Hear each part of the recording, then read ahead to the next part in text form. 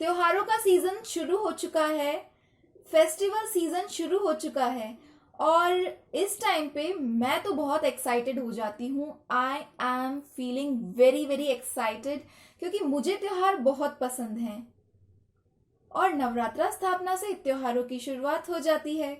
तो इसलिए आज के लिए मैं एक खास वीडियो लेकर के आई हूँ आप लोगों के लिए। चलिए जानते हैं ये वीडियो किस बारे में है। Hey guys, welcome to my channel. I am Shreya और आप सभी लोगों को मेरी तरफ से नवरात्रा स्थापना की बहुत बहुत शुभकामनाएं।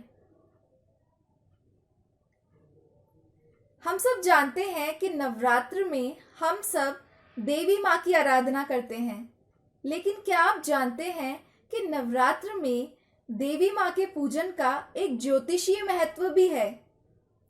तो आज के इस वीडियो में मैं यही लेकर के आई हूँ, नवरात्र में देवी माँ के पूजन का ज्योतिषीय महत्व। तो चलिए बिना किसी देरी के शुरू करते हैं। अगर आपकी कुंडली में कोई ग्रह दोष है तो नवरात्र में देवी माँ की आराधना इन ग्रह दोषों से मुक्ति दिला सकती है।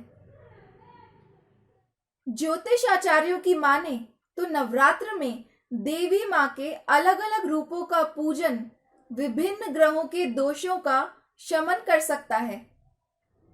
नवरात्र में पहला दिन माँ शैलपुत्री का है।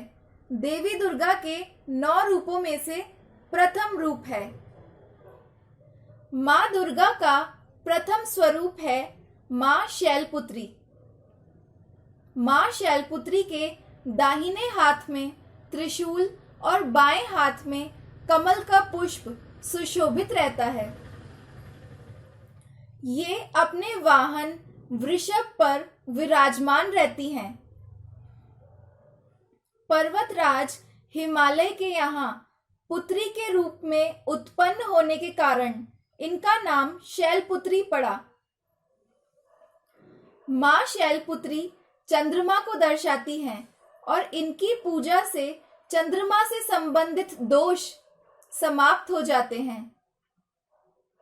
माता शैलपुत्री के पूजन से चंद्र दोष दूर होता है।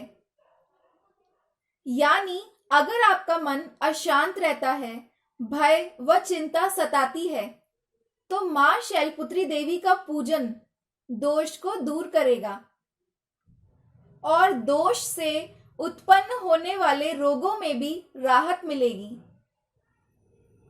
दूसरे दिन माँ ब्रह्मचारिणी की पूजा होती है।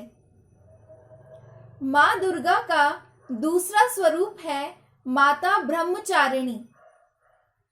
अपने कर कमलों में अक्षमाला और कमंडल धारण करने वाली माता ब्रह्मचारिणी हम सभी पर सदा प्रसन्न रहें। ब्रह्मचारिणी माता का स्वरूप ज्योतिर्मय व अत्यंत भव्य है। अगर आप जमीन, जायदाद, भूमि या मकान के सुख से वंचित हैं, तो मां ब्रह्मचारिणी देवी को पूजिए। ज्योतिषीय मान्यता के अनुसार देवी ब्रह्मचारिणी मंगल ग्रह को नियंत्रित करती हैं। देवी की पूजा से मंगल ग्रह के बुरे प्रभाव कम होते हैं। ये कमियां मंगल दोष के कारण ही देखी जाती हैं। तो मंगल दोष से मुक्ति के लिए देवी ब्रह्मचारिणी को मनाइए। तीसरे दिन माँ चंद्रघंटा की पूजा होती है। माँ दुर्गा का तीसरा स्वरूप है माता चंद्रघंटा। सबसे बलशाली जीव बाघ पर विराजमान, प्रचंड क्रोध तथा अस्त्रों से युक्त माता चंद्रघंटा हम सभी पर सदा अपनी कृपा करती रहें। माँ चंद्रघंटा देवी शुक्र ग्रह को नियंत्रित करती हैं। देवी की पूजा से शुक्र ग्रह के बुरे प्रभाव कम होते हैं। चौथे दिन माँ कुष्मांडा की पूजा होती है। माँ दुर्गा का चौथा स्वरूप है माता कुष्मांडा। उत्तम पेय पदार्थों के कलश तथा रक्त पात्रों को दोनों हाथों में धारण करने वाली देवी कुष्मांडा सदैव हम सभी को शुभ देने वाली हो। मां कुष्मांडा सूर्य देव का मार्गदर्शन करती हैं। इनकी पूजा से सूर्य देव के कुप्रभावों से बचा जा सकता है। मां कुष्मांडा देवी का पूजन आत्मविश्वास व पराक्रम को बढ़ाएगा। पांचवें दिन मां स्कंद माता की पूजा होती है। मां दुर्गा का पांचवा स्वरूप है मां स्कंद माता। दोनों हाथों में कमल धारण करने वाली, सिंह पर आरूढ़ यशस्विनी तथा भगवान स्कंद मतलब भगवान कार्तिकेय की माता सदैव हम सभी को शुभ दें। स्कंद माता बुध ग्रह को नियंत्रित करती हैं।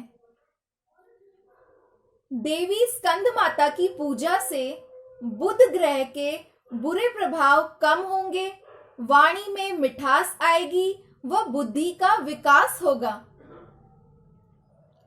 छठे दिन मां कात्यायनी की पूजा होती है।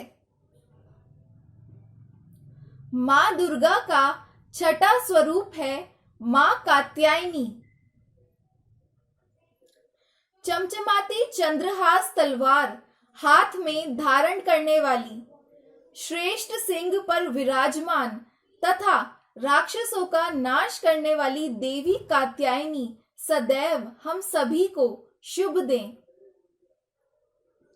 देवी कात्यायनी बृहस्पति ग्रह को नियंत्रित करती हैं।